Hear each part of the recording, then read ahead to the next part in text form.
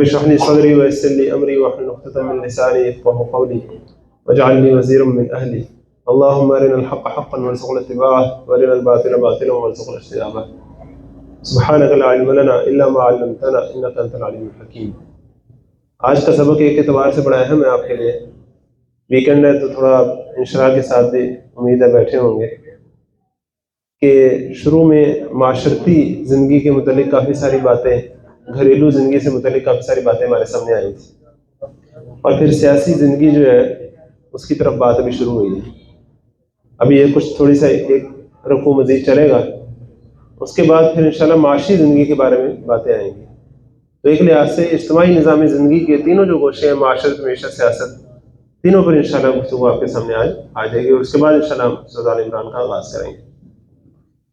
وقت میں برکت کے لیے آپ بھی دعا کیجیے، میں بھی دعا کرتا ہوں.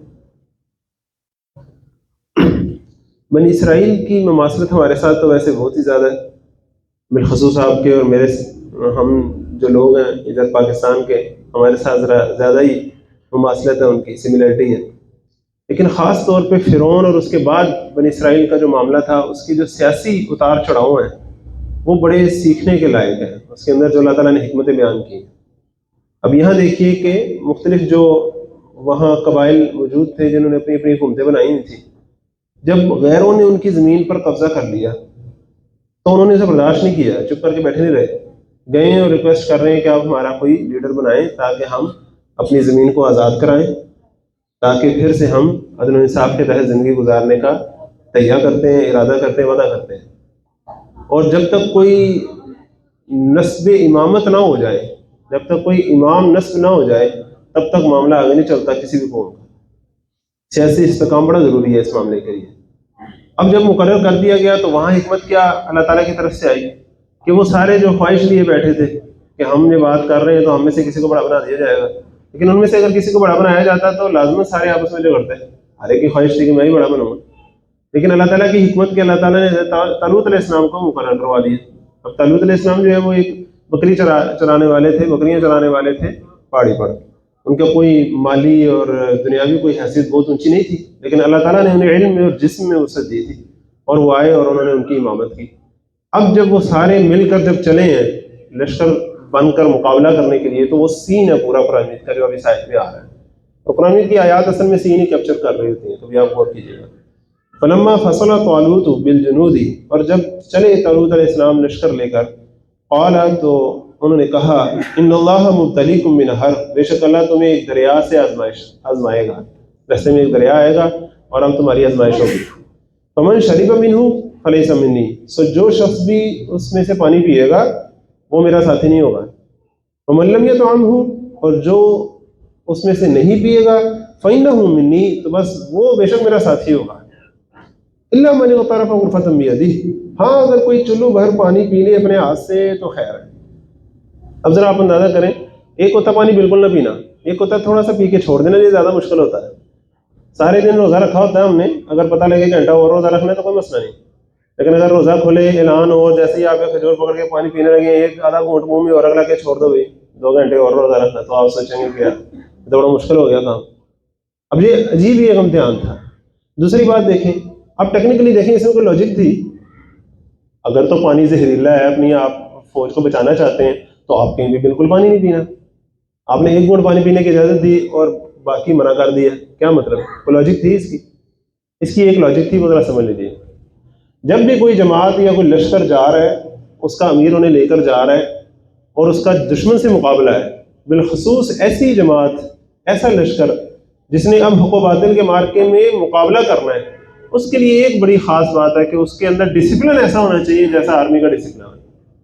لسن اینڈ اوبے والا ایک مضبوط ڈسپلن ہے. مطلب there is not to reason why, ایسا کیوں، ویسا کیوں، اس حکم میں کیا حکمت، ایسے کیوں کریں، اگر ایسے نہ کریں تو کیا ہوگا. یہ باتیں نہیں ادھر چلتی، آرمی میں چلتی. وہ کہتے ہیں نا جوانوں سے، انہوں نے کہا کہ ادھر جا کے کھڑا کھودو، سارے دن دوپہر تک کھڑا کھودتے رہے، پھر کہا جا کے بند کر دو، بند کر دیا. پتہ ہی نہیں کہ کیا حکمت ہے. ادھر حکمت نہیں چلتی، ادھر حکم چلتا.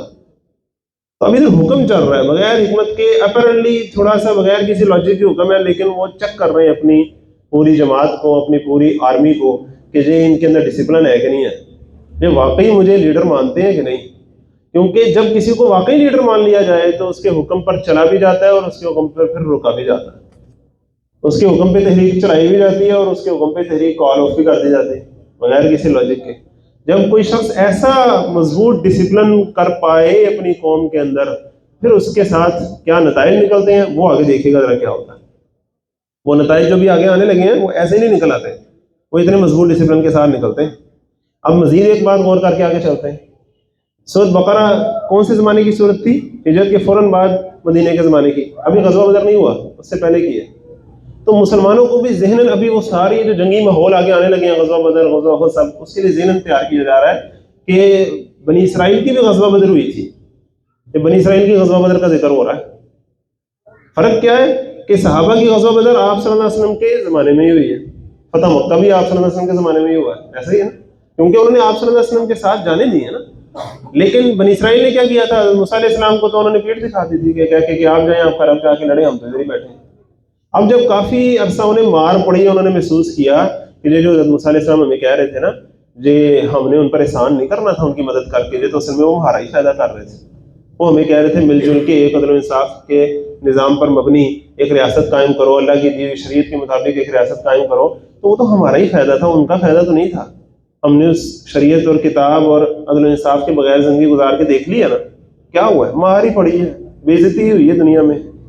تو اب بالآخر جیسے کہتے ہیں نا، وہ آ کے تو فیصلہ انہوں نے کر لیا کہ اب ہم اللہ کے راستے میں لڑیں گے۔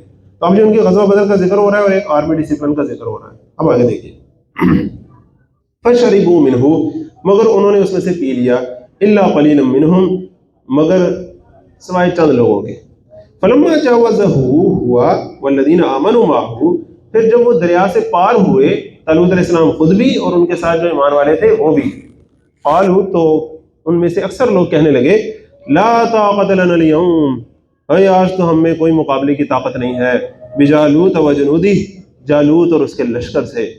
قال الذین یظنون انہم ملاقو اللہ، کہنے لگے وہ لوگ جو یقین رکھتے تھے کہ انہیں اللہ کے سامنے حاضر ہونا ہے ایک دن، انہیں پتا تھا کہ ایک نہ ایک دن تو ہم نے اللہ کے سامنے حاضر ہونا ہے، جن لوگوں کو اس بات کا یقین تھا وہ یہ کہنے لگے، کم من فیۃ قلیلۃ غلبت فیۃ کثیرہ، بارہا ایسا ہوا ہے کہ ایک بڑا قلیل گروہ، ایک بڑے کم تعداد میں جو موجود ہوتے ہیں لوگ، وہ غالب آ جاتے ہیں ایک بہت بڑے گروہ پر۔ بہت دفعہ ایسا ہوا ہے۔ اللہ تعالیٰ چھوٹا گروہ اگر اپنی تربیت کر چکا ہے، اپنی ڈیڈیکیشن دکھا چکا ہے، ڈٹرمنیشن میں پکا ہے، اپنے نظم میں، ڈسپلن میں پکا ہے، اور بالخصوص اپنے جواز میں پکا ہے۔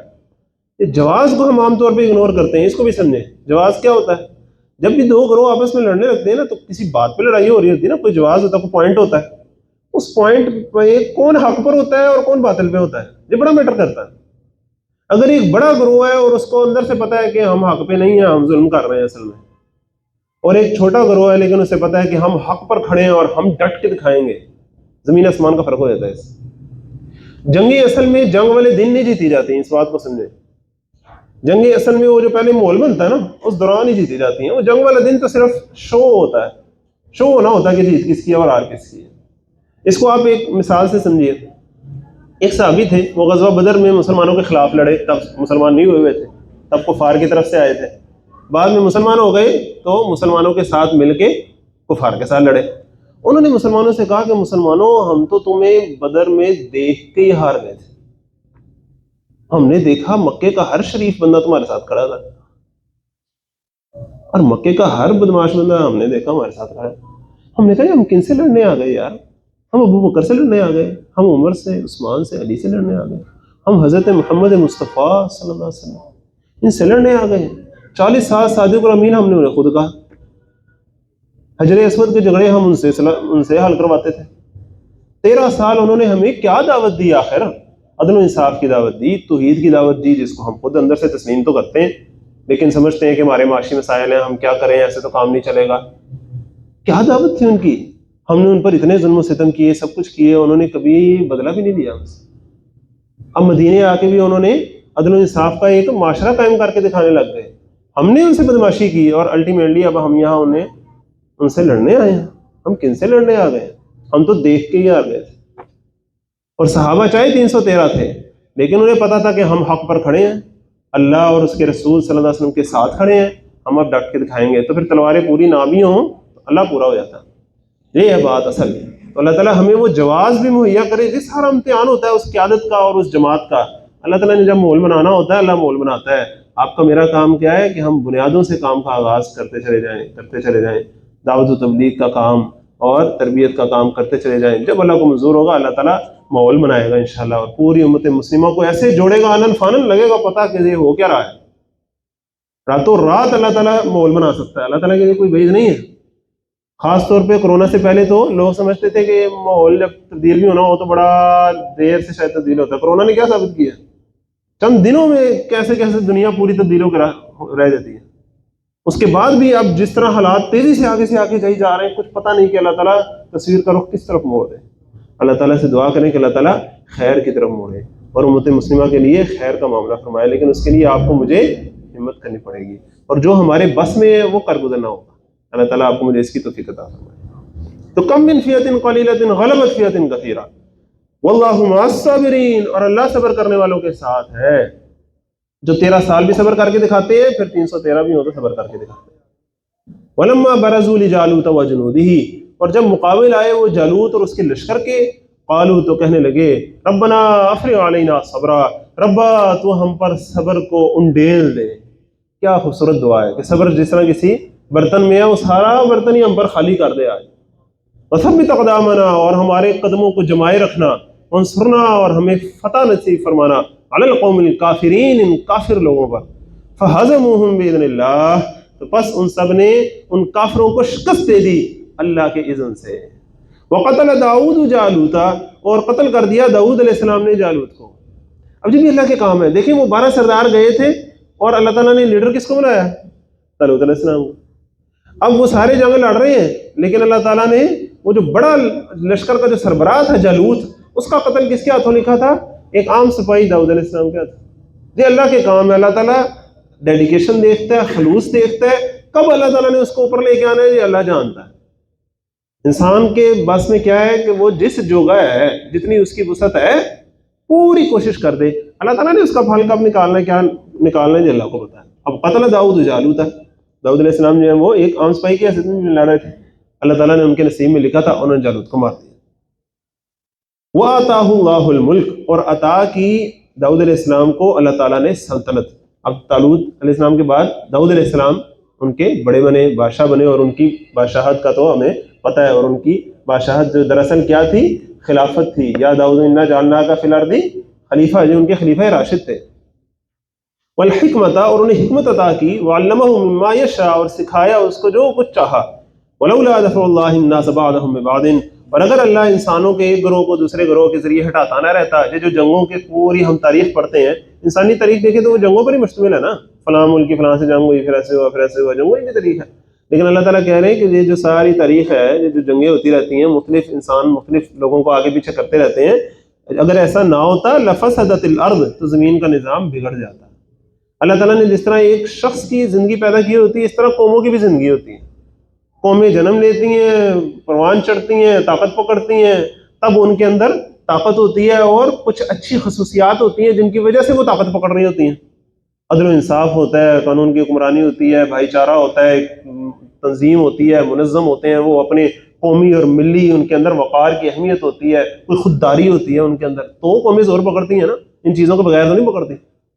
جب وہ اوپر پہنچ جاتی ہیں تو آہستہ آہستہ جب ان پر بڑھاپا طاری ہوتا ہے تو پھر ان کے اندر بیماریاں آنے لگ جاتی ہیں، قومی بیماریاں ان کے اندر آنے لگ جاتی ہیں، معاشرتی معاشی سیاسی بیماریاں ان کے اندر آنے لگ جاتی ہیں، کرتے کرتے ان کے اندر زوال آتے آتے کوئی اور قوم طاقت پکڑ رہی ہوتی ہے اس وقت ہی، اور وہ اس کی جگہ لے لیتی ہے، پھر کوئی اور اٹھ رہی ہوتی ہے، جب یہ زوال پکڑ رہی ہوتی ہے تو وہ اس کی جگہ لے لیتی ہے۔ اللہ تعالیٰ نے پورا زندگی کا نظام چلایا ہوا ہے، اگر ایسا نہ ہوتا تو لفسدت الارض، تو زمین کا نظام بگڑ جاتا۔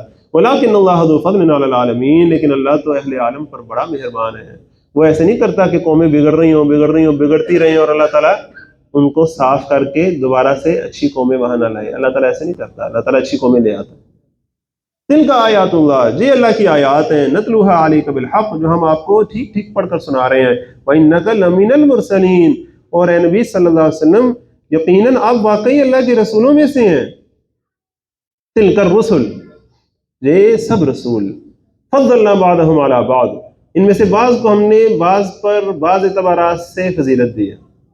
منہم من کلم اللہ، ان میں سے کوئی ایسے بھی تھے جن سے اللہ ہم کلام ہوئے، ورفع بعضهم درجات، اور بعض کے مرتبے ہم نے اور انداز سے بلند کیے، وآتینا عیسیٰ ابن مریم البینات، اور ہم نے عیسیٰ ابن مریم سلام علیہ کو کھلی نشانیاں دیں، وأیدناہ بروح القدس، اور ہم نے ان کی روح القدس سے مدد کی، ولو شاء اللہ، اور اگر اللہ چاہتا، مقتتل الذین من بعدہم، تو جو لوگ ان رسولوں کے بعد آئے وہ آپس میں لڑتے نہیں، من بعد ما جاءتهم البینات، اس کے بعد کہ ان کے پاس کھلی کھلی نشانیاں آ چکی تھیں، ولکن اختلفوا، لیکن انہوں نے باہم اختلاف کیا، فمنہم من آمن ومنہم من کفر، پھر کوئی تو ان میں سے ایمان لایا اور کوئی ان میں سے کفر کی روش پر چل پڑا۔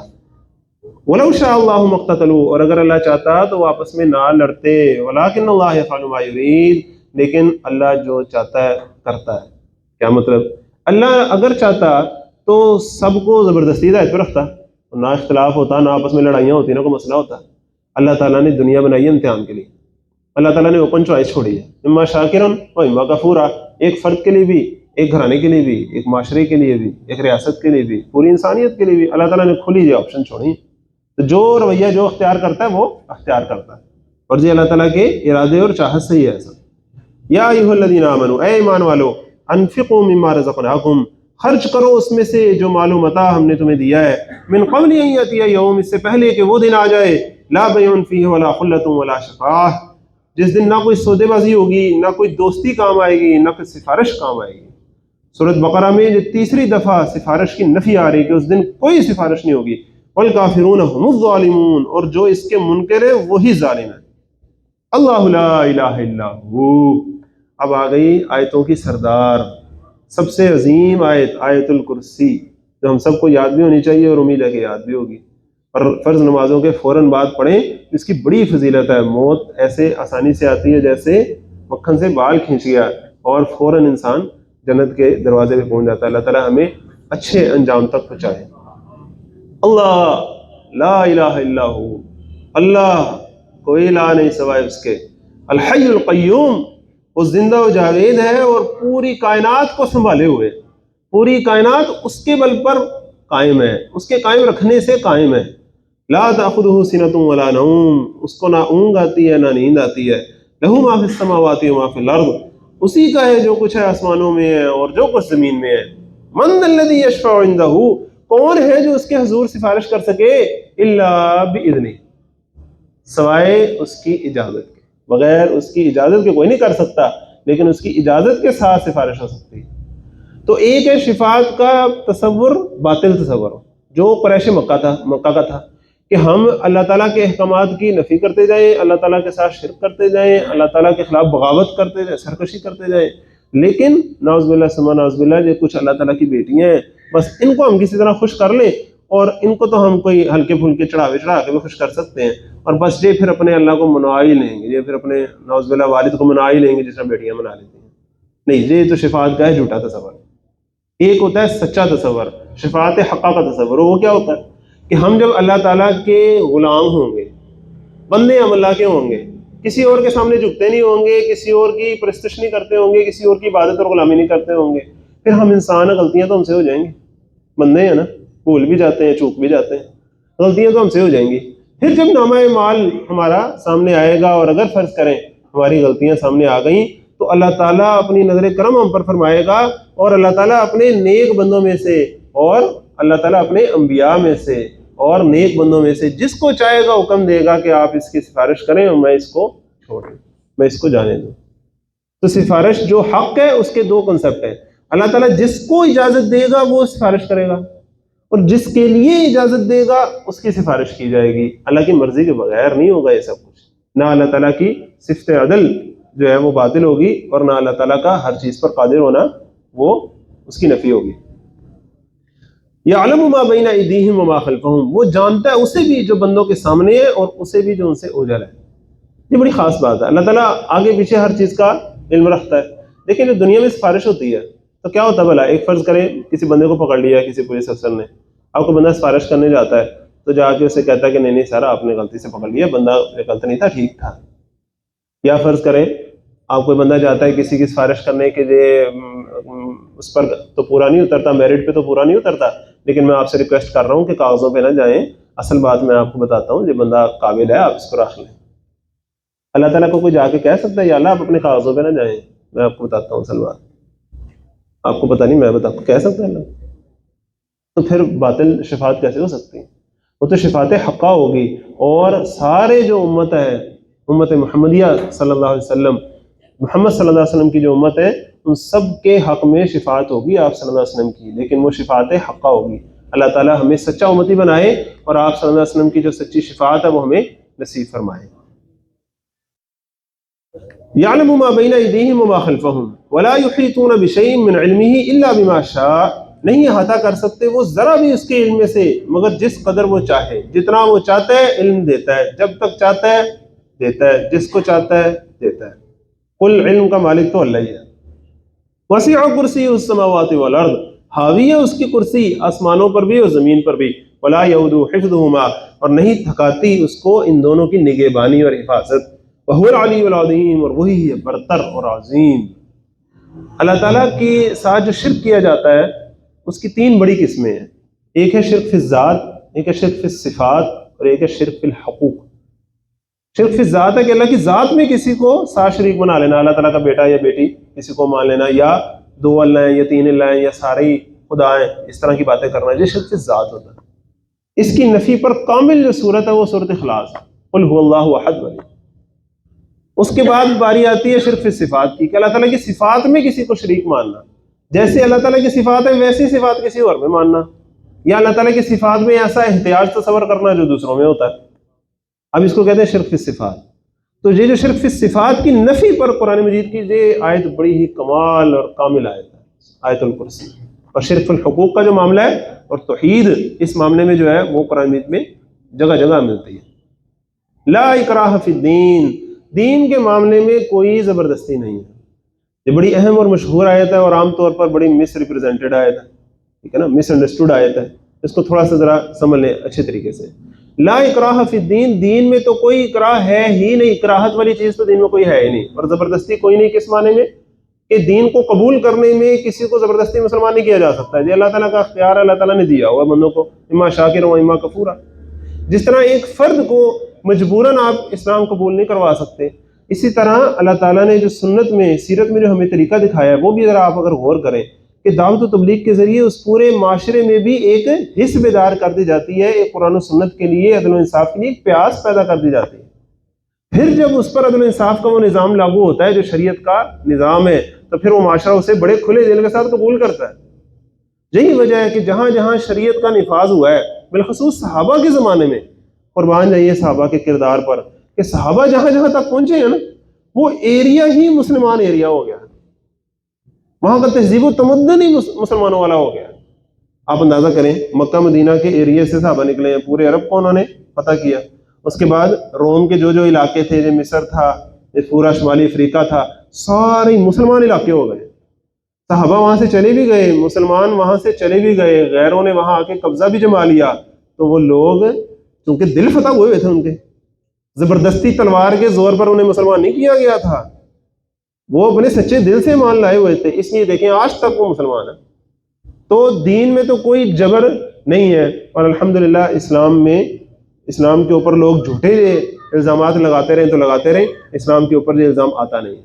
لا اکراہ فی الدین قد تبین الرشد من الغی، بے شک صاف طور پر الگ ہو چکی ہے ہدایت گمراہی سے۔ فمن یکفر بالطاغوت، جس نے طاغوت کا انکار کیا، ویؤمن باللہ، اور اللہ پر ایمان لایا۔ طاغوت کا انکار پہلے لازمی ہے، لا الہ پہلے لازمی ہے، پھر اللہ ہے، پھر اللہ پر ایمان ہے۔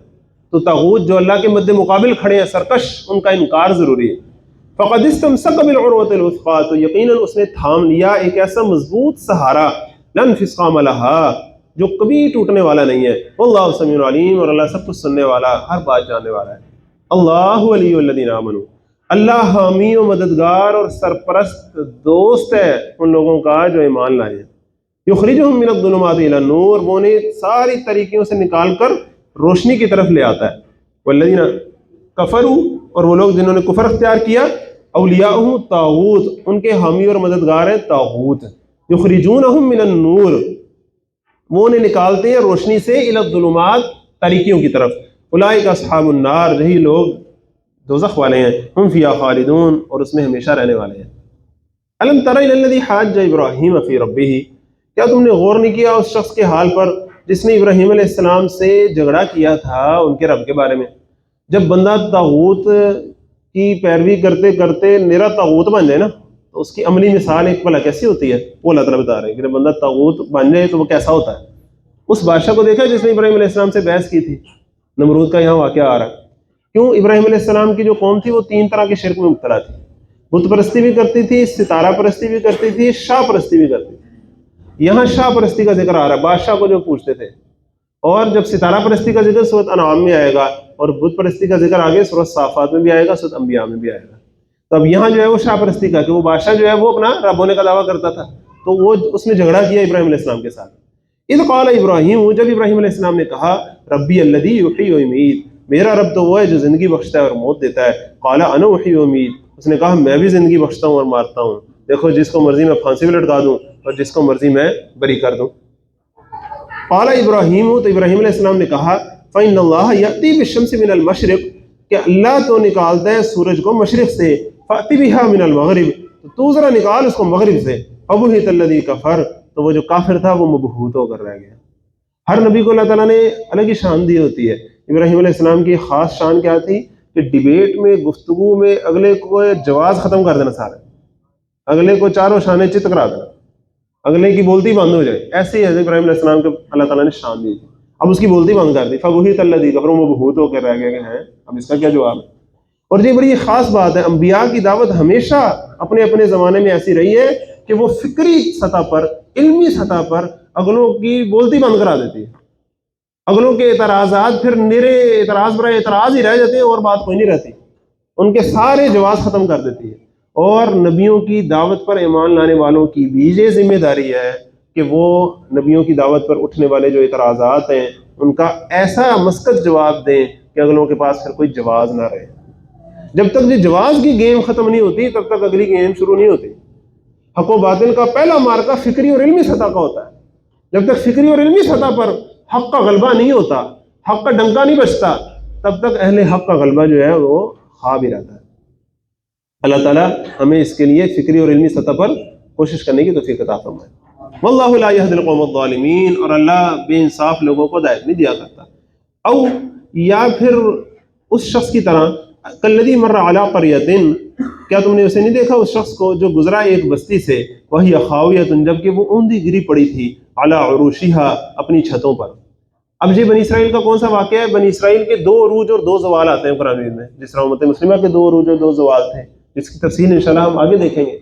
लेकिन बनी इसराइल की वो जो पहली खिलाफत रास्ता है जिसका पीछे भी जिक्र आया ना, दाऊद अलैहिस्सलाम की सल्तनत, फिर उनके बेटे सुलेमान अलैहिस्सलाम की सल्तनत, उनका पहला अरूज था। उसके बाद जब इनका ज़वाल आया तो क्या हुआ, शाम और फ़लस्तीन के इलाके में जो इनकी हुकूमत थी उसके बिल्कुल राइट साइड मशरिक पर इराक वाक़ है और उसके राइट साइड मशरिक पर ईरान वाक़ है। ये 3 एरिया थोड़ा सा समझ लें, ईरान से आगे इराक और इराक से आगे शाम और फ़लस्तीन की वो ग्रैंड इलाका जिसमें बैतुल मुक़द्दस का इलाका था। अब शाम फ़लस्तीन के इलाके में इनकी हुकूमत थी। जब इनके अंदर ज़वाल आया बहुत, तो फिर इराक का जो बादशाह था उसने हमला कर दिया इधर फ़लस्तीन के ऊपर, और इनके बहुत से लोगों को कत्ल किया और बहुत से लोगों को गिरफ्तार करके इराक में ले गया। और इनका जो किबला था, इनका जो काबा था, इनका जो बैतुल मुक़द्दस था, उसको भी मस्मार कर दिया। अब वहाँ जब हज़रत उज़ैर अलैहिस्सलाम, जो उनका जिक्र आ रहा है, हज़रत उज़ैर अलैहिस्सलाम जब वहाँ बस्ती से गुजरे तो उन्होंने बस्ती की जब वो हालत देखी तो उन्होंने कहा क़ाल अन्ना युह्यी हाज़िहिल्लाहु बअद मौतिहा, तो उन्होंने कहा कैसे जिंदा करेगा इस आबादी को अल्लाह इसके मरने के बाद। फ़अमातहुल्लाहु, तो अल्लाह ताला ने उन पर मौत तारी कर दी। ये अल्लाह ताला का काम है। क्या? अल्लाह ताला ने चूंकि अब उस कौम को जिंदा करने के लिए, उस कौम में नई रूह फूंकने के लिए इनको चुनना था। इन्होंने जाके वहां एक नई तहरीक चलानी थी और फिर उस कौम को दोबारा से जिंदा करना था, और ऐसा ही उन्होंने किया। और फिर उनके अंदर एक मक्काबी तहरीक चलाई और फिर उन्होंने एक मक्काबी सल्तनत कायम की, जो रकबे के एतबार से पिछली सल्तनत से भी बड़ी सल्तनत थी। लेकिन हाँ, वो पिछली जो सल्तनत थी दाऊद अलैहिस्सलाम की, सुलेमान अलैहिस्सलाम की, उसकी तो शान ही निराली थी ना। वो सिर्फ इंसानों पर सल्तनत थी, वो तो हवाओं पे थी, जिन्नों पे थी, परिंदों पे थी, वो तो और ही सल्तनत थी। लेकिन ज़मीनी रकबे के एतबार से मजीद बड़ी सल्तनतें कायम हुई बाद में।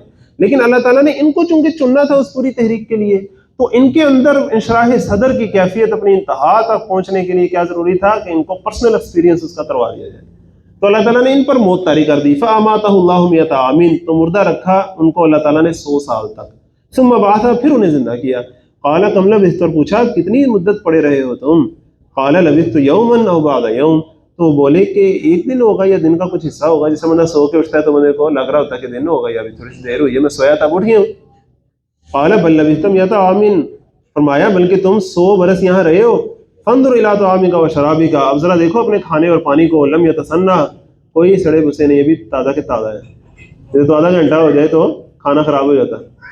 وانظر الى حمارك، اور دیکھو اپنے گدھے کو جو مرا پڑا ہے. اللہ کے کام جس پر اللہ تعالیٰ نے وقت کی کیفیت کو روکنا ہے روک دیا ہے، جس پر اللہ تعالیٰ نے وقت کی کیفیت کو چلانا ہے چلا دیا ہے، اللہ کے اختیار. تو اپنے گدھے کو دیکھو وہ مرا پڑا ہے. وَلِنَجْعَلَكَ آیَةً لِلنَّاسِ، اور یہ اس لیے کہ ہم تمہیں ایک نشانی بنا دیں لوگوں کے لیے. وَانظُرْ إِلَى الْعِظَامِ، اور اب ذرا لو دیکھو اس گدھے کی ہڈیوں کو. كَيْفَ نُنشِزُهَا، کس طرح ہم اس کو اٹھا کھڑا کرتے ہیں. ثُمَّ نَكْسُوهَا لَحْمًا، پھر کس طرح ہم ان ہڈیوں پہ گوشت چڑھاتے ہیں. دیکھو ذرا اپنی آنکھوں سے.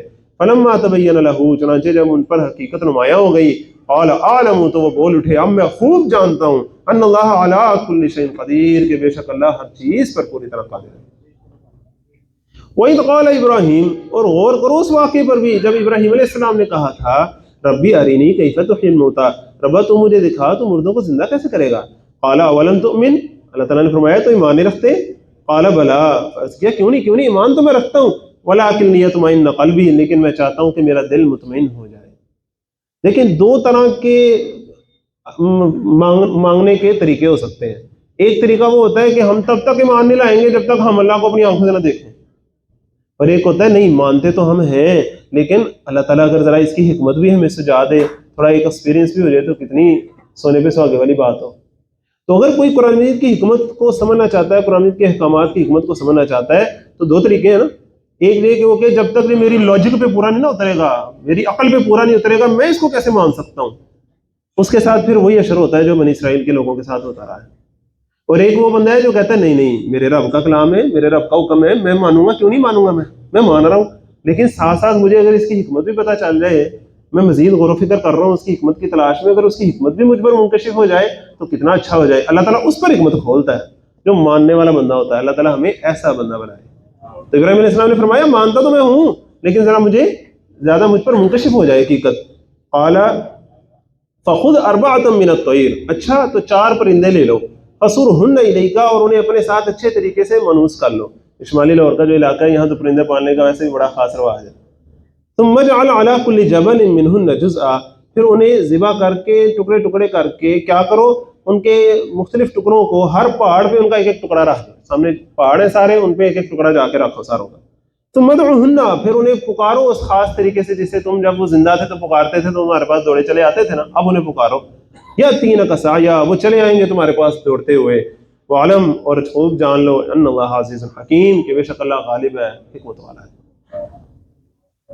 اب آگے معاشی جو ہمارے معاملات ہیں، مالی معاملات ہیں، اس کا ذکر آنے لگا ہے، لیکن اس لنک کو ذرا سمجھیے.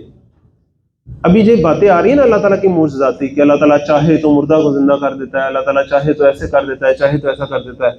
Do you want to experience that? اس کا ایکسپیرینس کرنا چاہتے ہیں؟ طریقہ بتاتے ہیں. مثل الذین ينفقون اموالهم، ان لوگوں کی مثال جو اپنا مال خرچ کرتے ہیں فی سبیل اللہ، اللہ کے راستے میں، کمثل حبۃ، ایسے ہے جیسے ایک دانہ ہو، انبتت 7 سنابل، وہ 7 بالیاں اگائے، فی کل سنبلۃ 100 حبہ، ہر بالی میں 100 دانے ہوں. ایک دانے سے 100 دانے نکل آتے ہیں. اللہ کے راستے میں خرچ کر کے دیکھو اللہ تعالیٰ تمہیں کیسے کیسے انکشافات تم پر کرتا ہے. تم دیکھو گے مرے ہوا دل تمہارا زندہ ہو جائے گا، مرے ہوئے کردار زندہ ہو جائیں گے، مرے ہوئے گھر زندہ ہو جائیں گے، مرے ہوئے کاروبار زندہ ہو جائیں گے، معیشتیں اٹھ جائیں گی، ریاستیں اٹھ جائیں گی. اللہ کے راستے میں خرچ کر کے دیکھو اپنے مال، اپنی جان، اپنے اوقات، اپنی صلاحیتیں، دیکھو نتیجے کیا نکلتے ہیں. پھر اللہ تعالیٰ تمہیں نشانی کے طور پر بنا دے گا لوگوں کے لیے. اللہ تعالیٰ ہمیں ایسے لوگوں میں شامل فرمائے. واللہ یضاعف لمن یشاء، اور اللہ جس کے لیے چاہتا ہے اور بڑھاتا ہے. 700 گنا اللہ تعالیٰ کی لیے کوئی لمٹ نہیں ہے. واللہ واسع علیم، اور اللہ بڑی وسعت والا ہے، سب کچھ جاننے والا ہے. اب آپ اندازہ کریں، یہ پورا رکوع انفاق فی سبیل اللہ پر ہے، اس سے اگلا رکوع بھی انفاق فی سبیل اللہ پر ہے. لیکن یہ جو پہلا رکوع ہے اس کی پہلی آیت آئی ہے انفاق فی سبیل اللہ کی عظمت پر، اس کی فضیلت پر، اس کے اجر پر. ایسے ہی ہے نا. آگے پورا رکوع ذرا دیکھیے گا کس چیز پر آتا ہے. الذین ينفقون اموالهم فی سبیل اللہ، جو لوگ اپنا مال اللہ کے راستے میں خرچ کرتے ہیں، ثم لا یتبعون ما انفقوا، پھر نہیں جتاتے خرچ کرنے کے بعد منن ولا اذن، کوئی احسان اور نہ ہی وہ ستاتے ہیں۔ بات یہ نہیں ہے کہ تم اللہ کے راستے میں خرچ کر دو، یہ تو پھر چلو تم کر ہی دو گے، لیکن اس کے بعد جو مرحلے شروع ہوتے ہیں وہ بڑے مشکل ہیں۔ اس انفاق فی سبیل اللہ کو ہضم کرنا، اس پر کنٹرول رکھنا، اور جس کو اللہ تعالیٰ کی خاطر کچھ دیا ہے جا کے اس پر احسان نہ جتانا، اسے تانے نہ دیتے رہنا، یہ بڑا مشکل کام ہے۔ لہم اجرہم عند ربہم، ان کے لیے ان کا اجر ہے ان کے رب کے پاس، ولا خوف علیہم ولا هم یحزنون، اور نہ ان پر کوئی خوف ہوگا اور نہ وہ غمگین ہوں گے۔ قول معروف ومغفرۃ خیر من صدقۃ یتبعها اذی، ایک میٹھا بول اور کسی کو معاف کر دینا یہ بہت بہتر ہے ایسی خیرات سے کہ جس کے پیچھے ایذا رسانی ہو۔ اچھی بات ہی کر لیا کرو، اگر کوئی پیسہ نہ تمہارے پاس ہو تو۔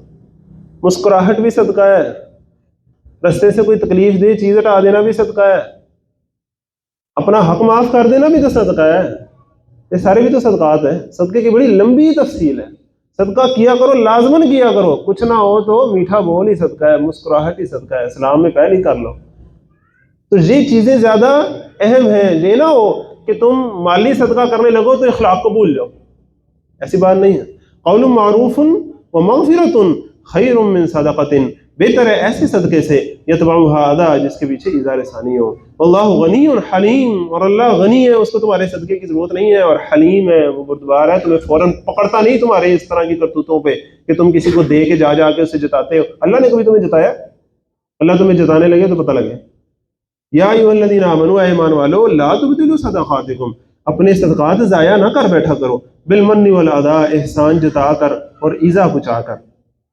کالذی ينفق مالہ، یہ تو پھر اس شخص کی طرح ہوا جو اپنا مال خرچ کرتا ہے رعاء الناس، لوگوں کے دکھاوے کے لیے، ریاکاری کے لیے۔ اور ریاکاری کے لیے مال خرچ کرنا کیا ہے؟ من تصدق یرائی فقد اشرک، اس میں تو گویا شرک کر دیا۔ ولا یؤمن باللہ والیوم الاخر، یہ اس شخص کی طرح جو اللہ اور یوم آخر پر ایمان نہیں رکھتا۔ فمثلہ کمثل صفوان، اس شخص کی مثال بھلا کیسے ہے؟ اس کی مثال ایسے ہے جیسے ایک چٹان ہو سخت، علیہ تراب، اس پر تھوڑی سی مٹی ہو، فاصابہ وابل، اور اوپر سے زور کا پانی برسے، فترکہ صلدا، اور اسے بالکل صاف چٹان کر چھوڑے۔ کیا مطلب؟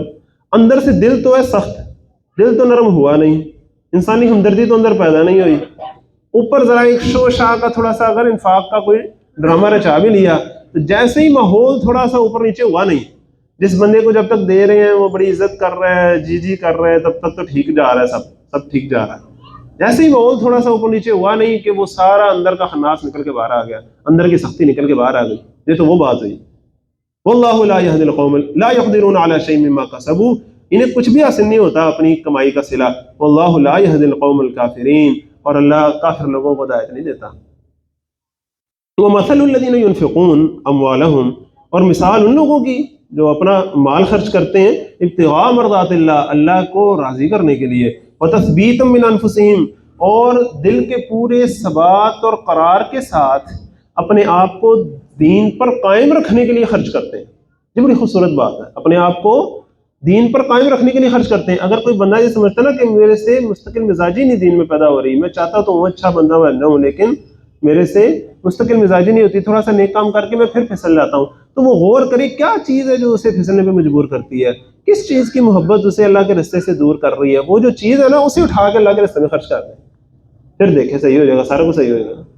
وتثبیتا من انفسہم کمثل جنت، اس کی مثال تو ایک باغ کسی ہے، بربوۃ، جو اونچی جگہ ہو، اونچی شان والا ہو، اصابہ وابل، اس پر زور کی بارش برسے، فآتت اکلہا ضعفین، تو وہ دگنا پھل لائے، فإن لم یصبها وابل، اور اگر اس پر زور کی بارش نہ بھی پڑے، فطل، تو ہلکی سی پھوار ہی کافی ہے۔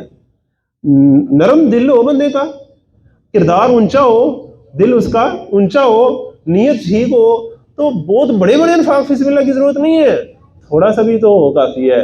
چند کھجوریں بھی لائی جائیں تو وہ پورے ڈھیر کے اوپر ڈال دی جاتی ہیں کہ اس پر باری ہے۔ وہ دل کا سچا ہو بندہ، دل کا نرم ہو۔ واللہ بما تعملون بصیر، اور اللہ تمہارے عملوں کو خوب دیکھ رہا ہے۔ اللہ دیکھ رہا ہے، کسی اور کو دکھانے کی ضرورت نہیں ہے تمہیں۔ ایود احدکم، کیا تم میں سے کوئی پسند کرتا ہے؟ اب ایک سوال پوچھا جا رہا ہے، آپ سب ذرا دھیان سے سنیں گا۔ ایود احدکم، کیا تم میں سے کوئی پسند کرتا ہے ان تکون لہ جنتن، کہ اس کا ایک باغ ہو؟ ہاں جی، سارے ہی پسند کرتے ہیں. من نخیل و عناب، کھجوروں اور انگوروں والا ہو، تجری من تحت الانہار، اس کے لیے اس باغ میں ہر قسم کے سوری ایود احدکم ان تکون لہ جنت من نخیل و عناب، کھجوروں اور انگوروں کا باغ ہو، تجری من تحت الانہار، اس کے نیچے نہریں بہ رہی ہوں، لہو فیہا من کل الثمرات، اس باغ میں ہر قسم کے پھل آ رہے ہوں. ہم پسند کرتے ہیں ہاں ایسا پھل تو ایسا باغ تو ہمارا ہونا چاہیے. اب آگے سوال کیا ہے؟ یہ جو لا لکھا ہوتا ہے نا ادھر، آپ غور کریں، کل ثمرات کے نیچے لا لکھا نا، یہ تجوید کے قواعد میں سے ایک قاعدہ ہے کہ جب یہ آیت کے درمیان میں لا لکھا ہو تو بہتر ہوتا ہے کہ یہاں نہ رکا جائے، مزید آگے چلا جائے. تو ابھی بات پوری نہیں ہوئی تو آگے چلیں، ابھی رکنا نہیں ادھر. آگے کیا ہے؟ یہاں تک باغ تو ہو، سارے ہی چاہتے ہیں. وَأَصْوَابَهُ الْكِبَرُ، اور اسے بڑھاپے نے آ لیا ہو، وَلَهُ ذُرِّيَّةٌ ضُعَفَاء، اور اس کی اولاد بڑی کمزور ہو. کیا مطلب؟ اب وہ خود بھی اس باغ کی سنبھالنے کے قابل مزید نہیں رہا، اولاد ابھی اس قابل ہوئی نہیں کہ اسے سنبھالے. فَأَصَابَهَا إِعْصَارٌ، پھر آ پڑے اس باغ پر ایک بگولا، ایک تیز آندھی آئے جس کے اندر، فیہ نارٌ، آگ بھری ہو جس کے اندر، فاحترقت، اور وہ سارا باغ جل کے راکھ ہو جائے. تم میں سے کوئی ایسا چاہتا ہے؟ نہیں چاہتا. اب مثال بڑی پرفیکٹ ہے کہ بڑی محنت کر کے ایک باغ جو ہے وہ سجایا ہے، اب خود کمزور ہے. کیا مطلب؟ خود بوڑھا ہو گیا کہ اب دوبارہ وہ اتنی محنت نہیں کر سکتا. دیکھیں نا، ہم میں سے جو بھی بندہ اللہ تعالیٰ کے راستے میں کچھ خرچ کرتا ہے، مال یا وقت یا صلاحیتیں، عمر کا ایک حصہ، دوبارہ تو اسے وہ عمر نہیں نہ ملنے لگی دوبارہ خرچ کرنے کے لیے. کیا خیال ہے؟ اب جو وہ کر بیٹھے ہے، اگر اس پر ریاکاری کرتا ہے، عجب میں مبتلا ہو جاتا ہے، اپنے آپ کو بڑی شے سمجھنے لگ جاتا ہے، لوگوں کو حقیر جاننے لگ جاتا ہے، تو وہ ایسے ہی ہے جس طرح اپنے کیے کرائے پر ایسا پانی پھیرے کہ دوبارہ اس کے ہاتھ ہی نہ آ سکے. اللہ تعالیٰ ہمیں اس سے بچائے، ہمارا خاتمہ جو ہے وہ خیر پر فرمائے. کذالک یبین اللہ لکم الآیات، اس طرح اللہ تمہارے لیے اپنی آیات بیان کرتا ہے، لعلکم تتفکرون، تاکہ تم غور و فکر کرو. یا ایھا الذین آمنوا، اے ایمان والو. اب دیکھیں، ابھی تک کیا تھا کہ خرچ کرنا ہے کس نیت سے، اب آ رہا ہے کہ خرچ کرنی ہے کیا چیز. اب چیز بعد میں ہے، نیت پہلے ہے. نیت صحیح ہو تو تھوڑی بھی چیز ہوگی تو کوئی مسئلہ نہیں، نیت صحیح نہ ہوئی تو جتنی مرضی چیزیں ہوں. یا ایھا الذین آمنوا، اے ایمان والو، انفقوا من طیبات ما کسبتم، خرچ کرو عمدہ اور پاکیزہ چیزیں اپنی کمائی میں سے، ومما، اور یہ بڑے خاص الفاظ ہیں، اپنی کمائی میں سے، ومما اخرجنا لکم، اور اس میں سے جو نکالا ہے ہم نے تمہارے لیے، من الارض، زمین سے، ولا تیمموا الخبیث منہ، اور مت ارادہ کرو ایسی بری چیز میں سے، تنفقون، خرچ کرنے کا، ولستم بیاخذیہ الا ان تغمضوا فیہ، جسے تم خود لینا گوارا نہ کرو، الا یہ کہ بس تم پھر چشم پوشی سے کام لو، مجبوراً، شرم و شرمی تمہیں لینا پڑے.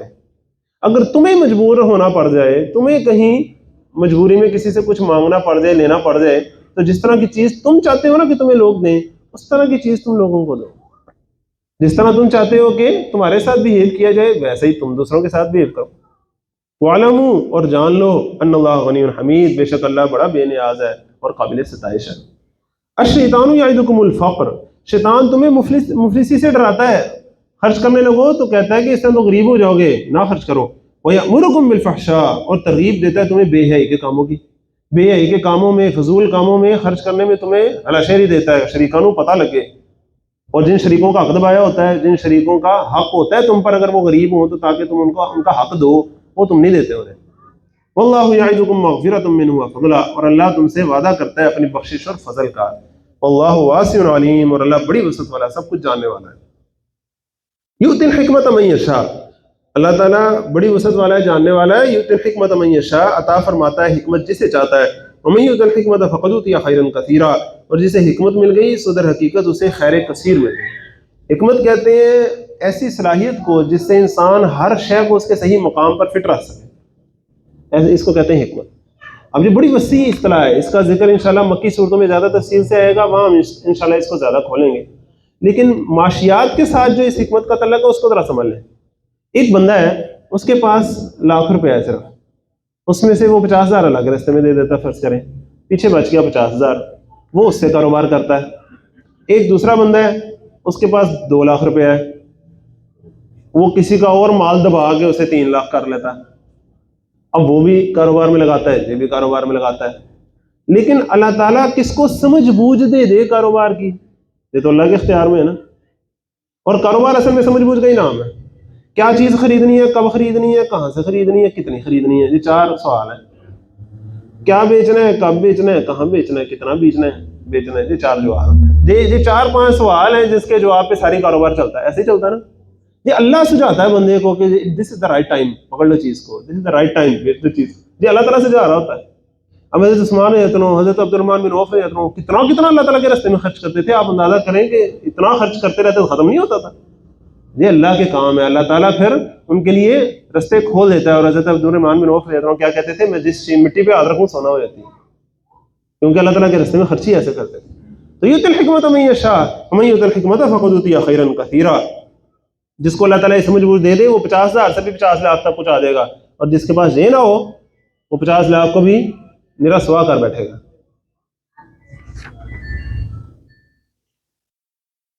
وما يذكر الا اولو الالباب، اور نہیں نصیحت قبول کرتے مگر صرف اہل عقل. وما انفقتم من نفقۃ، اور جو بھی تم کسی قسم کا خرچ کرتے ہو، او نذرتم من نذر، یا تم کوئی بھی منت مانگتے ہو، فإن اللہ يعلمہ، تو یقیناً اللہ اسے جانتا ہے. وما للظالمین من انصار، اور ظالموں کا کوئی مددگار نہیں ہے. ان تبدوا الصدقات فنعما ہی، اگر تم اعلانیہ صدقات دو تو یہ بھی اچھی بات ہے. وان تخفوها، اور اگر تم انہیں چھپا کر دو، وتؤتوها الفقراء، اور حاجت مندوں کو دے دو، فهو خیر لکم، تو یہ تمہارے لیے زیادہ بہتر ہے تاکہ تم ریاکاری سے بچ جاؤ گے. اور اس میں اعتدال کیا ہے کہ جو فرض چیزیں ہیں ان کو کھلے عام کرنا چاہیے، اور جو صدقات ہیں، نفل چیزیں ہیں، ان کو ایسے کرنا چاہیے کہ ایک ہاتھ دے تو دوسرے کو پتہ نہ لگے. زکوٰۃ اپنے عام طور پہ ہم رمضان کے مہینوں میں زکوٰۃ دیتے ہیں، تو زکوٰۃ دے تو بندہ اتنا چھپا کر نہ دے، کھل کر دے تاکہ باقیوں کو بھی پتہ چلے اور ایک موٹیویشن ہو سب کو، اور معاشرے میں ایک رو چلے اس کی کہ بھی زکوٰۃ دینی ہے. وَيُكَفِّرُ عَنْكُم مِّن سَيِّئَاتِكُم، اور اللہ تعالیٰ تمہاری کچھ برائیاں دور کر دے گا. وَاللَّهُ بِمَا تَعْمَلُونَ خَبِيرٌ، اور اللہ تمہارے کاموں سے پوری طرح باخبر ہے. لَيْسَ عَلَيْكَ هُدَاهُمْ، اے نبی صلی اللہ علیہ وسلم آپ پر ذمہ داری نہیں ہے ان کو راہ پر لانے کی، ان کو ہدایت پر لانے کی. وَلَٰكِنَّ اللَّهَ يَهْدِي مَن يَشَاءُ، بلکہ اللہ ہدایت بخشتا ہے جسے چاہتا ہے. وَمَا تُنْفِقُوا مِنْ خَيْرٍ، اب جمع کے صیغے میں آ رہا ہے، اور جو بھی تم لوگ خرچ کرتے ہو کوئی مال خیرات کے طور پر، فَلِأَنفُسِكُمْ، تو اس کا فائدہ تم ہی کو ہے. اب اس آیت کا بڑا خاص تعلق ہے یہاں. عام طور پہ جب بندہ دین کے رستے پہ ہوتا ہے، دعوت و تبلیغ کر رہا ہوتا ہے، تو وہ پھر ہر چیز کو اسی پیراڈائم میں دیکھتا ہے.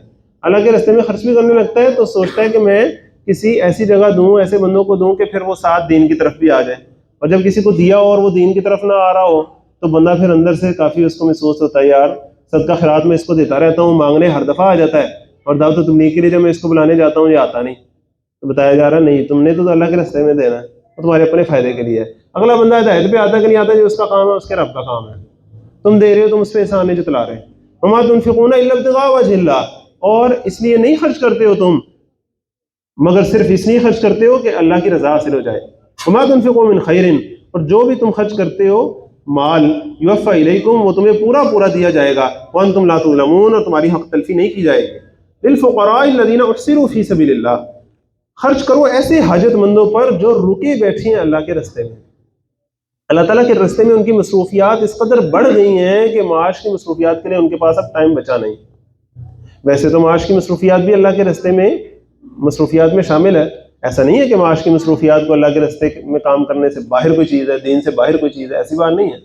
لیکن کچھ لوگ ایک خاص معاملے میں اسپیشلائز کر جاتے ہیں، کوئی دعوت و تبلیغ کے راستے میں، یا آپ صلی اللہ علیہ وسلم کے زمانے میں آپ صلی اللہ علیہ وسلم سے دین کا علم سیکھنے میں، آگے سکھانے میں، ہر وقت اپنے آپ کو جہاد کے لیے اویلیبل رکھنے میں.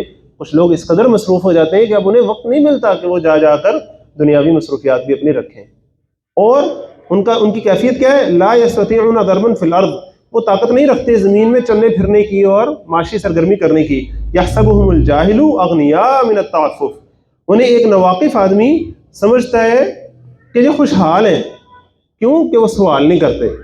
تعریفهم بسیماہم، تم ان کے چہرے سے ان کو پہچان سکتے ہو، تمہیں پتہ چل جاتا ہے کہ یہ ہیں ضرورت مند لیکن سوال نہیں کر رہے. لا یسألون الناس الحافا، وہ لوگوں کے ساتھ چمٹ چمٹ کر مانگتے نہیں ہیں. وما تنفقوا من خیر، اور جو بھی تم خرچ کرو گے فإن اللہ بعلیم، تو بے شک اللہ اسے جانتا ہے. کیونکہ ایسے لوگ جو مانگتے نہیں ہیں، جب تم انہیں دو گے تو تمہیں ذرا چپ کر ہی دینا پڑے گا نا، تاکہ ان کی عزت نفس پر بھی بوجھ نہ ہو. اب تم جب اتنا چھپ کر دو گے تو تم سوچو گے یار کسی کو پتہ ہی نہیں لگا، فائدہ کیا دینے کا، بھائی اللہ کو تو پتہ لگ رہا نا.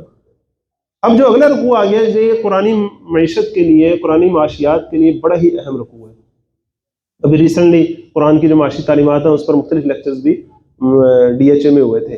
وہاں جو ہمارے عاطف وحید صاحب ہیں جنہوں نے پچھلی دفعہ آپ کے رمضان میں آخر میں آ کے یہاں لیکچر دیا تھا نا، عاطف وحید صاحب وہ ڈاکٹر اسحاق احمد رحمۃ اللہ علیہ کے بیٹے ہیں، اور وہ جو اکانومی ہے، اکنامکس کے اوپر بڑی ایک اتھارٹی ہیں، ان کا بڑا نالج ہے اس پر ماشاء اللہ.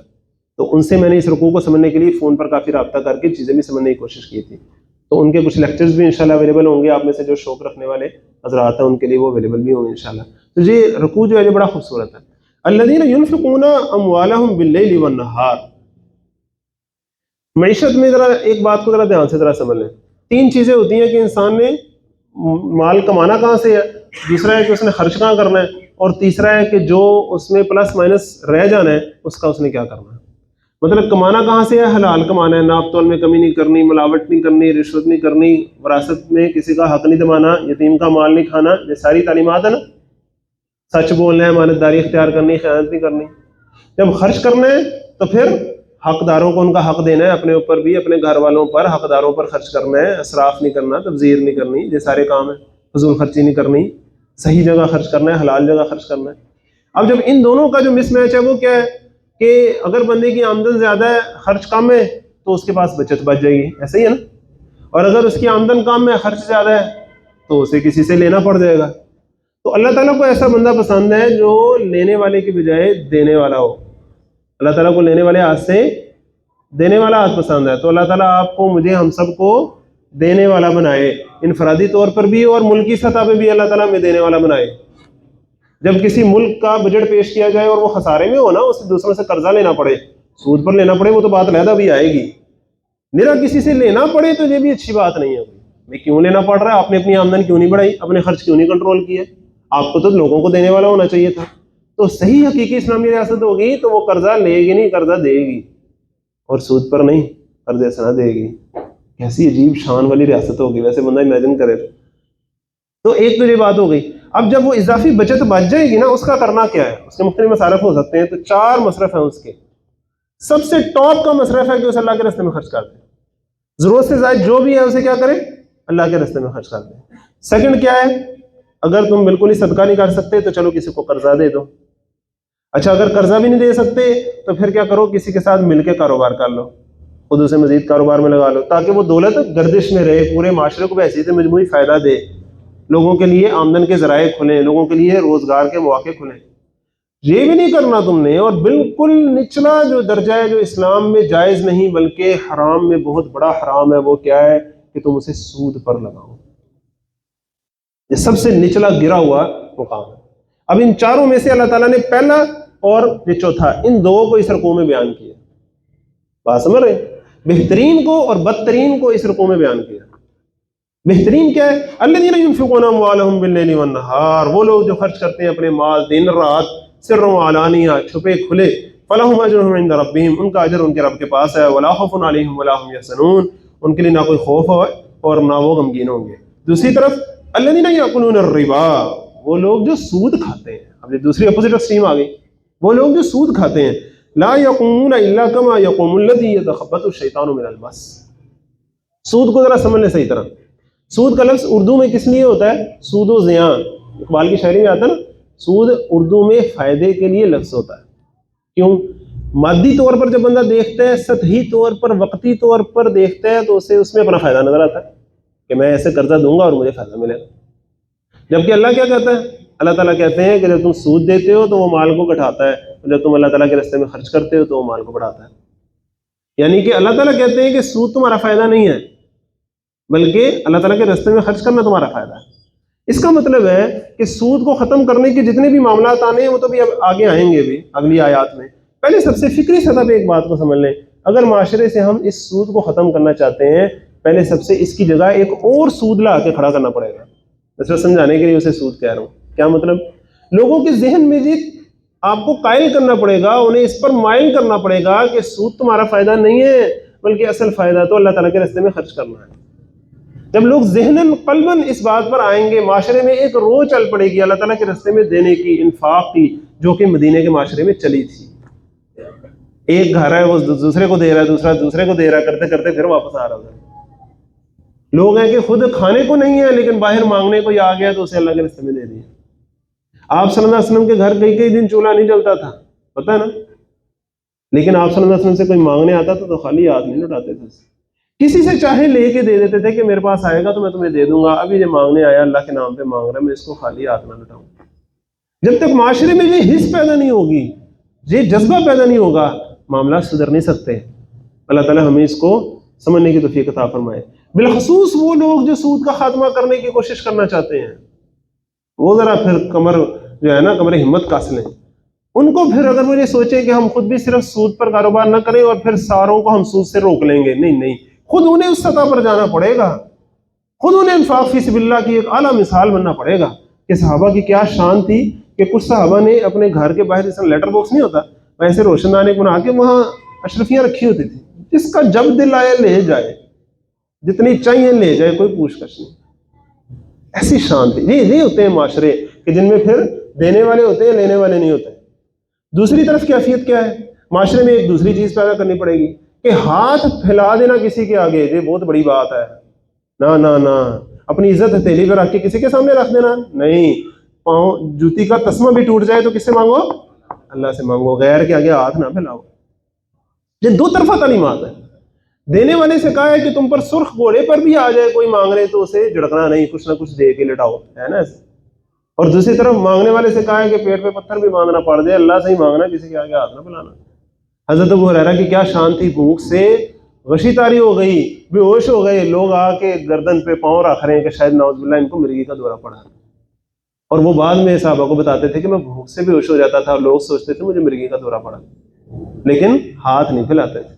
یہ واقعات آپ کو سیرت میں بڑے پڑے۔ جب تک یہ اخلاقی روحانی کیفیات نہیں نا معاشرے کے اندر آتی، میرے قانونوں سے کچھ نہیں ہوتا۔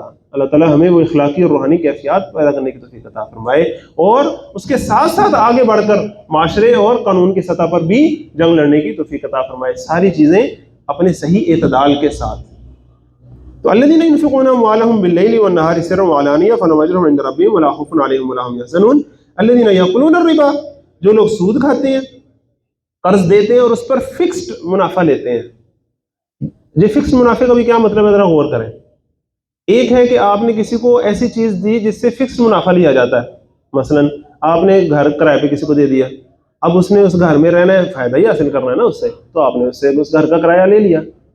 آپ نے اگر اسے پیسے دیے ہیں قرض پر، تو اب اس نے پیسے جب لگانے ہیں کسی کاروبار میں تو فائدہ بھی ہو سکتا ہے، نقصان بھی ہو سکتا ہے، آپشن ہے نا دونوں، یہ فکس نہیں ہے، یہ فلوئڈ نیچر ہے اس کی۔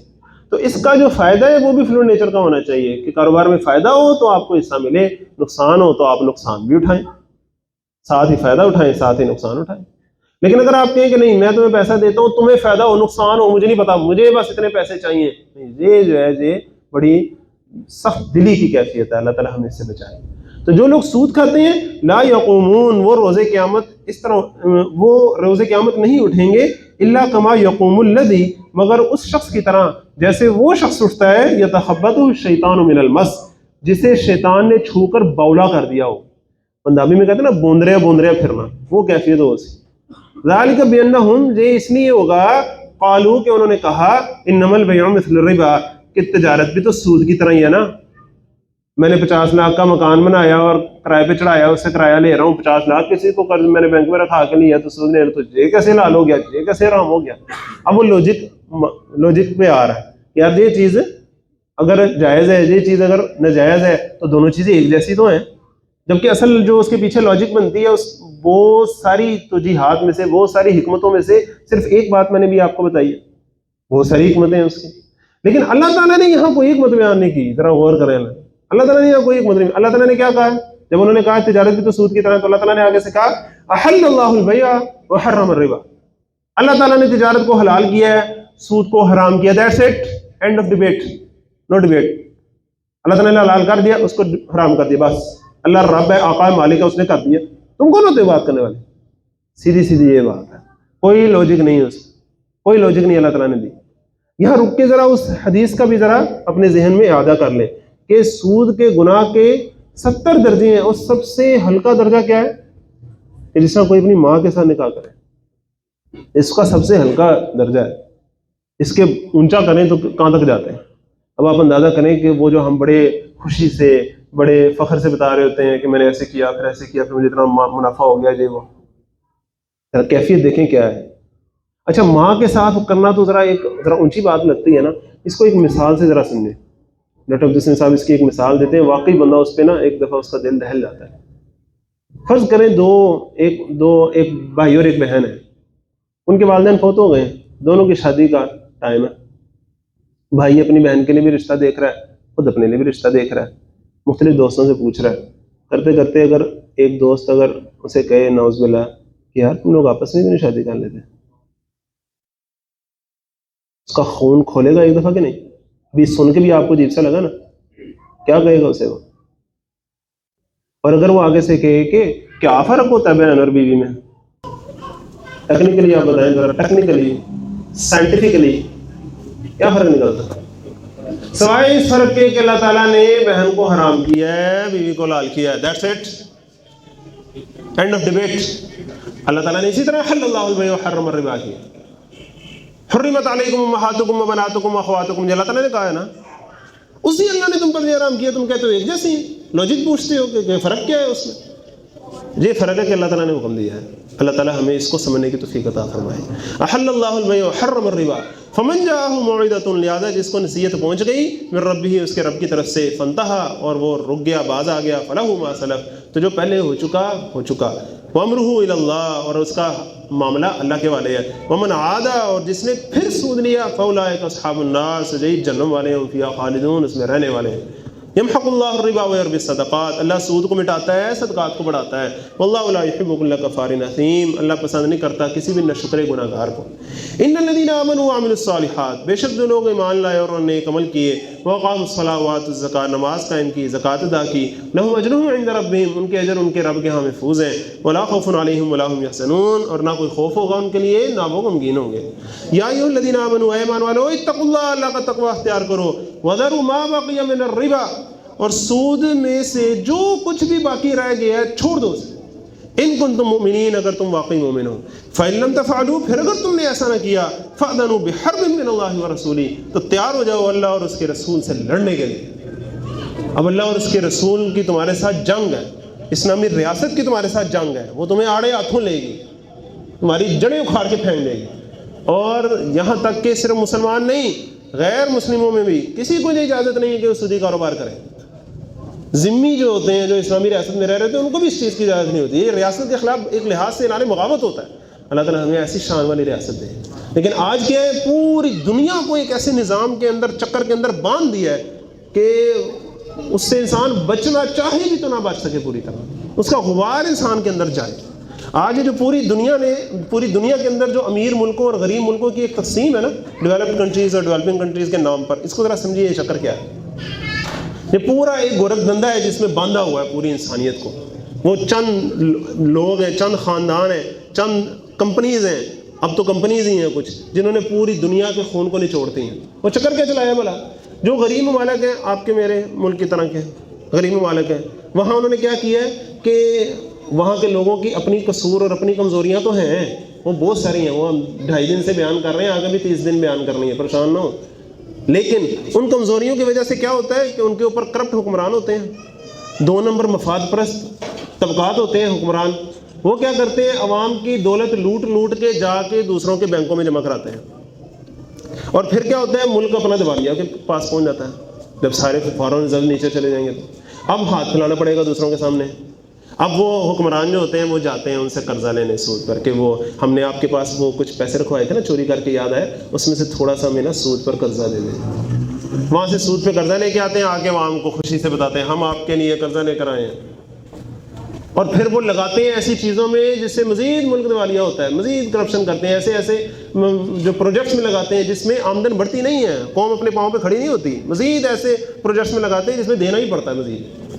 کرتے کرتے پورا ایک چکر ہے جو کرپشن، منی لانڈرنگ اور سود کا، جس نے پوری دنیا کو ایک چکر میں باندھا ہوا ہے. اللہ تعالیٰ ہمیں اس سے نکلنے کی توفیق عطا فرمائے. اس کے لیے ضروری ہے کہ اس پورے جال کو توڑنا ہوگا. اللہ تعالیٰ ہمیں اس کی توفیق عطا فرمائے مل جل کے. وَإِن كَانَ ذُو عُسْرَةٍ وَإِن تُبْدُمْ فَلَكُمْ رُءُوسُ أَمْوَالِكُمْ، اگر تم توبہ کر لو اور سود چھوڑ دو تو تم اصل سرمایہ کے حقدار ہو. لَا تَظْلِمُونَ وَلَا تُظْلَمُونَ، نہ تم ظلم کرو نہ تم پر ظلم ہو. وَإِن كَانَ ذُو عُسْرَةٍ، اور اگر قرض دار تنگ دست ہو، فَنَظِرَةٌ إِلَىٰ مَيْسَرَةٍ، تو مہلت دے دو خوشحال ہونے تک. وَأَن تَصَدَّقُوا، اور اگر تم صدقہ ہی کر دو خیر لکم تجھے تمہارے لیے بہتر ہے، ان کنتم تعلمون بشرطے کہ تم سمجھو۔ قرض دینا بھی صدقہ ہے، کل قرض صدقۃ، ہر قرض جو ہے وہ صدقہ ہوتا ہے۔ اللہ تعالیٰ ہمارے معاشرے میں قرض دینے کا رواج بھی پیدا کرنے کی ہمیں توفیق عطا فرمائے، قرض حسنہ، اس نیت سے کہ اللہ تعالیٰ کہ ہاں اس کا اجر بڑھے گا۔ صدقے کے نام پر دیکھیں نا 700 گنا تک بڑھتا ہے اگر نیت اگر یہ ہوگی تو۔ اور انٹرسٹنگلی جب قرض انسان دیتا ہے اور اس کی مہلت ختم ہو جاتی ہے، اور جب وہ دیکھتا ہے کہ مقروض ابھی تنگ دست ہے، وہ کہتا ہے کہ مجھے اور مہلت دے دیں، اگر وہ اسے اور مہلت دیتا ہے اب ڈبل صدقے کا ثواب ملنا شروع ہو جاتا ہے اسے۔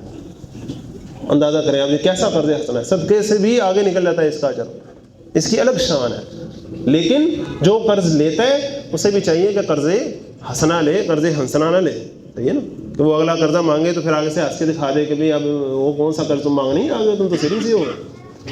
اگر وہ ایسے کرتا ہے تو اس سے ہوتا کیا ہے ذرا اندازہ کریں، وہ ایک لحاظ سے سبق دے رہا ہوتا ہے اسے کہ آئندہ نہ کسی نے قرضہ دیں۔ اب آئندہ کوئی اور مجبور ہوتا ہے اور وہ کسی سے قرضہ مانگتا ہے تو وہ اسے نہیں دیتا، کوئی ادھر تو قرضہ لے کے لوگ واپس نہیں کرتے۔ تو اب یہ شخص جس نے 2 نمبری کی تھی قرض دینے میں، اندازہ کریں نا، اس نے اس کا بھی حق مارا نا اس نئے بندے کا بھی، کہ اب اسے کوئی قرض نہیں دے رہا، اس نے معاشرے میں ایسی بددلی پیدا کر دی، بے اطمینانی پیدا کر دی۔ اللہ تعالیٰ ہمیں 2 طرفہ عمل کرنے کی توفیق عطا فرمائے۔ وَاتَّقُوا يَوْمًا تُرْجَعُونَ فِيهِ إِلَى اللَّهِ، اور ڈرو اس دن سے جب لوٹ کر جاؤ گے تم اللہ کے حضور، ثُمَّ تُوَفَّىٰ كُلُّ نَفْسٍ مَّا كَسَبَتْ، پھر پورا دیا جائے گا ہر شخص کو بدلہ اس کے کمائے ہوئے عملوں کا، وَهُمْ لَا يُظْلَمُونَ، اور ان پر ہرگز ظلم نہیں ہوگا۔ صرف 5 منٹ مجھے اور دیں ابھی۔ یا ایھا الذین آمنوا، اے ایمان والو۔ اب قرآن مجید کی لمبی ترین آیت آ گئی اور افسوس کے ساتھ کہنا پڑتا ہے کہ اس میں وہ احکامات آ رہے ہیں جو ہم نے بہت ہی اگنور کیے ہوئے ہیں۔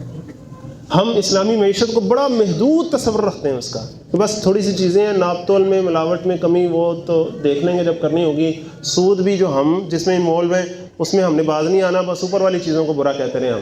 نہیں، ایسا نہیں ہے، اس کا پورا ایک وسیع تصور ہے۔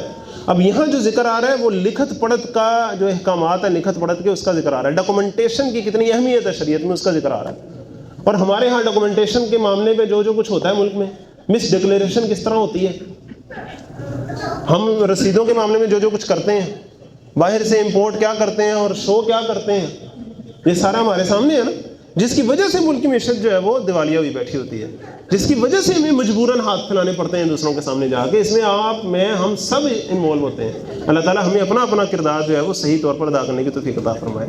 یا ایھا الذین آمنوا، اے ایمان والو، اذا تداینتم بدین، جب بھی لین دین کرو تم ادھار کا، الی اجل مسمى، کسی میعاد معین تک کے لیے، کسی مقررہ وقت تک کے لیے، فاکتبوہ، تو اسے لکھ لیا کرو، ولیکتب بینکم کاتب بالعدل، اور تمہارے درمیان انصاف کے ساتھ کوئی لکھنے والا لکھے، ولا یأبی کاتب، اور لکھنے والا انکار نہ کرے، ان یکتب، لکھنے سے، کما علمہ اللہ، جیسا کہ اللہ نے اسے سکھایا ہے، فلیکتب، تو بس اسے چاہیے کہ لکھے، ولیملل الذی علیہ الحق، اور تحریر لکھوائے وہ شخص جس پر قرض ہے، جس نے کل کو پیسے دینے ہیں نا، وہ لکھوائے صحیح طرح پورا، ولیتق اللہ ربہ، اور اسے چاہیے کہ اللہ سے ڈرے جو اس کا رب ہے، مالک ہے، ولا یبخس منہ شیئا، اور اس میں ذرا بھی کمی بیشی نہ کرے، کہ لے تو 100 رہا ہے لیکن لکھ دے کہ 90 ہیں یا 95، ایسی باتیں نہ کریں۔ فَإِنْ كَانَ الَّذِي عَلَيْهِ الْحَقُّ، پھر جس پر قرض ہے اگر وہ شخص ایسا ہو، سفیہن او ضعیفن، کہ وہ کم عقل ہو یا ضعیف ہو، او لا یستطیع ان یمل، یا قابلیت نہ رکھتا ہو تحریر لکھوانے کی، ہوا وہ خود تحریر لکھوانے کی صلاحیت نہ رکھتا ہو، فَلْيُمْلِلْ وَلِيُّهُ بِالْعَدْلِ، تو اس کا ولی لکھوا دے انصاف کے ساتھ، وَاسْتَشْهِدُوا شَهِیدَیْن، اور گواہ بنا لو 2 گواہ، مِن رِجَالِکُم، اپنے مردوں میں سے، فَإِن لَّمْ يَكُونَا رَجُلَیْن، پھر اگر 2 مرد موجود نہ ہوں، فَرَجُلٌ وَامْرَأَتَانِ، تو 1 مرد اور 2 عورتیں، مِمَّن تَرْضَوْنَ مِنَ الشُّهَدَاء، ایسے لوگوں میں سے جنہیں تم گواہ کے طور پر پسند کرتے ہو، باہمی رضامندی سے طے کر لو، ان تضل احداہما، تاکہ اگر بھول بھٹک جائے، بہہ جائے ان میں سے ایک عورت، فتذکر احداہما الاخری، تو یاد دہانی کرا دے ان میں سے ایک عورت دوسری کو، یعنی کہ 2 مرد گواہ ہوں یا 1 مرد اور 2 عورتیں گواہ ہوں، تاکہ ایک عورت کو سپورٹ کرنے کے لیے، یاد دہانی کے لیے اور جذبات میں بہہ جانے سے روکنے کے لیے دوسری اس کی سپورٹ کے لیے موجود ہو۔ ولا یأبی الشہداء اذا ما دعوا، اور انکار نہ کریں گواہ جب بھی انہیں بلایا جائے، ولا تسأموا ان تكتبوه صغيرا وكبيرا الى اجله، اور سستی نہ کیا کرو دستاویز لکھنے میں، معاملہ چھوٹا ہو چاہے بڑا ہو، معین میعاد تک ہو، ذالکم اقسط عند اللہ، تمہارا ایسا کرنا انصاف سے زیادہ نزدیک ہے اللہ کے ہاں، واقوم للشہادہ، اور شہادت کے لیے بھی بہت درست طریقہ ہے. وہ ادنا اللہ ترتابو، اور زیادہ قریب ہے اس بات کے کہ تم شک میں نہ پڑ جاؤ. الا ان تکون تجارتاً حاضرتاً، ہاں اگر کوئی لین دین ہو دس بدس، جس طرح ہم نان والے چنے والے ساتھ ساتھ دکان ہوتی ہے، انہیں نان دے دے انہیں کر لو، ساتھ ساتھ معاملہ چل رہا ہے، اب اس پہ اگر لکھت پڑھت شروع ہو جائے گی تو وہ تو الٹا ایک مصیبت بن جائے گی. تو ایسا معاملہ ہو تدیرون، جس طرح تم آپس میں لین دین چھوٹا موٹا کرتے رہتے ہو، بینکم آپس میں، فلیس علیکم جناح، تو تم پر پھر کچھ گناہ نہیں ہے، اللہ تکتبوہا، نہ لکھنے میں بھی. واشہدوا اذا تبایعتم، اور گواہ کر لیا کرو جب بھی تم سودا کرو. ولا یضار کاتب ولا شہید، نہ لکھنے والے کو ستایا جائے نہ گواہی دینے والے کو ستایا جائے. وان تفعلوا، اور اگر تم ایسا کرو گے، فانہ فسوق بکم، تو بے شک یہ بڑے سخت گناہ کی بات ہوگی. واتقوا اللہ، اور اللہ کا تقوی اختیار کرو. ویعلمکم اللہ، اور کیسی مفید باتیں اللہ تمہیں سکھاتا ہے. واللہ بکل شیء علیم، اور اللہ ہر چیز سے خوب واقف ہے. وَإِن كُنتُمْ عَلَىٰ سَفَرٍ، پھر اگر تم سفر میں ہو، وَلَمْ تَجِدُوا كَاتِبًا، اور کوئی لکھنے والا موجود نہ پاؤ، فَرِحَانٌ مَقْبُوضَةٌ، تو رہن رکھوا کر قبضے پر معاملہ کر لیا کرو، کوئی چیز رہن رکھوا دیا کرو. فَإِنْ أَمِنَ بَعْضُكُمْ بَعْضًا، پھر اگر تم میں سے کوئی شخص دوسرے کا اعتبار کر لے، کسی نے کوئی امانت کے طور پہ کوئی چیز رکھوائی دی ہے، فَلْيُؤَدِّ الَّذِي اؤْتُمِنَ أَمَانَتَهُ، تو چاہیے کہ جس شخص پر اعتبار کر کے امانت رکھوائی گئی ہے وہ امانت ادا کر دے. وَلْيَتَّقِ اللَّهَ رَبَّهُ، اور اللہ سے ڈرتا رہے جو اس کا رب ہے. وَلَا تَكْتُمُوا الشَّهَادَةَ، اور گواہی کو چھپایا نہ کرو. وَمَن يَكْتُمْهَا، اور جو گواہی کو چھپاتا ہے، فَإِنَّهُ آثِمٌ قَلْبُهُ، تو یقیناً وہ گناہ گار ہے، تو یقیناً گناہ گار ہے اس کا دل. آپ اندازہ کریں، باقی ساری چیزیں تو ہیں، اس کا دل، ضمیر تو جانتا ہے نا، اپنے ضمیر کو جواب دے ہے وہ. واللہ بما تعملون علیم، اور اللہ تمہارے اعمال سے پوری طرح باخبر ہے. اب آخری رکوع آ گیا، بڑا خوبصورت. للہ ما فی السماوات وما فی الارض، اللہ ہی کا ہے جو کچھ ہے آسمانوں میں اور جو کچھ زمین میں ہے. وَإِن تُبْدُوا مَا فِي أَنفُسِكُمْ أَوْ تُخْفُوهُ يُحَاسِبْكُم بِهِ اللَّهُ، اور خواہ تم ظاہر کرو جو تمہارے دلوں میں ہے یا چھپاؤ، اللہ بہرحال تم سے اس کا حساب لے لے گا. بڑی ایک نا سخت آیت ہے. تم چھپاؤ بے شک ظاہر کرو، اللہ تم سے حساب لے گا.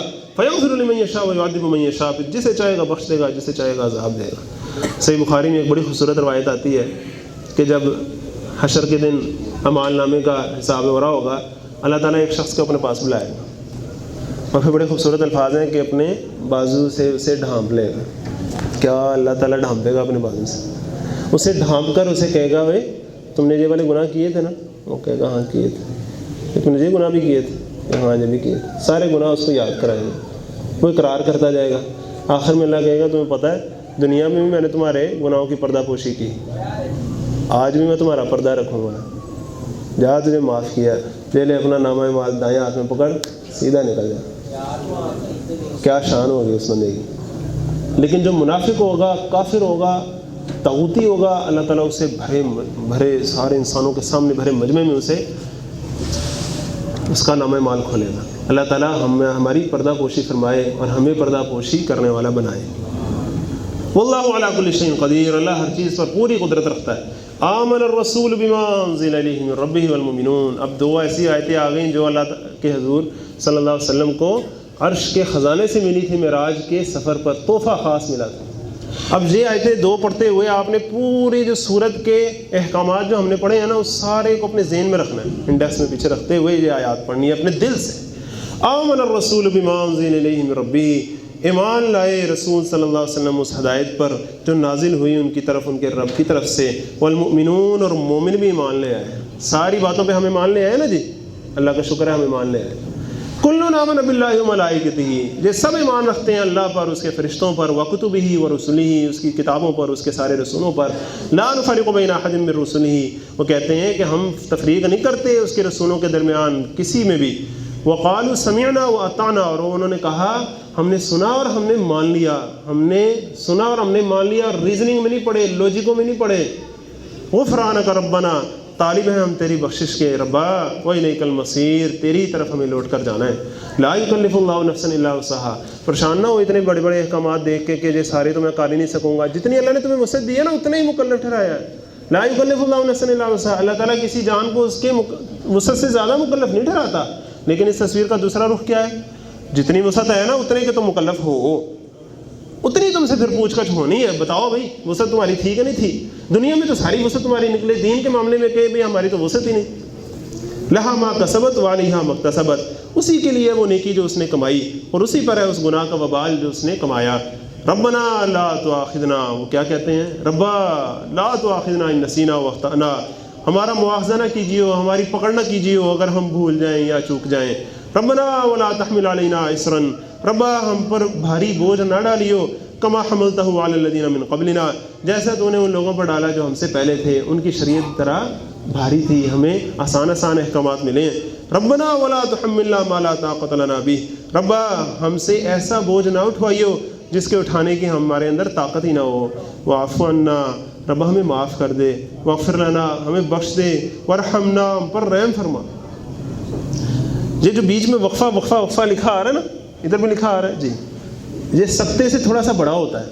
یہ تجوید کا اصول کیا ہوتا ہے کہ اس کو ایسے پڑھتے ہیں واعف عنا، تھوڑی سی بریک لگتی ہے بندے کی، پھر واغفر لنا، پھر بریک لگتی ہے۔ یہ صرف پڑھنے کا سٹائل نہیں ہے، یہ اصل میں مانگنے کا سٹائل ہے۔ واعف عنا واغفر لنا، جس میں بندے سے بولا نہیں جا رہا، اس کی بولتی بند ہو گئی اللہ سے بات مانگتے ہوئے، اللہ سے بخشش مانگتے ہیں۔ واعف عنا واغفر لنا وارحمنا انت مولانا فانصرنا علی القوم الکافرین، ربا تو ہمیں معاف کر دے، ہمیں بخش دے۔ واعف عنا کیا ہوتا ہے؟ ہمیں ڈھیل دے دے، ہمیں ڈھیلا رکھنا۔ واغفر لنا کیا ہوتا ہے؟ ہماری کمیوں کوتاہیوں پر، گناہوں پر پردہ ڈال دینا، جسے پنجابی میں کہتے ہیں نا مٹی پھا دے۔ واغفر لنا وارحمنا، ہم پر رحم فرما، ہم پر پھر بھی اپنی عنایتیں جاری رکھیو۔ انت مولانا، تو ہی تو ہمارا مولا ہے۔ فانصرنا علی القوم الکافرین، پس ہماری مدد فرما کافر لوگوں کے مقابلے میں۔ اللہ کرے کہ ہمیں کافروں کے مقابلے میں ڈٹنے کی توفیق ہو، تاکہ پھر اللہ تعالی ہماری مدد فرمائے۔ آمین ثم آمین۔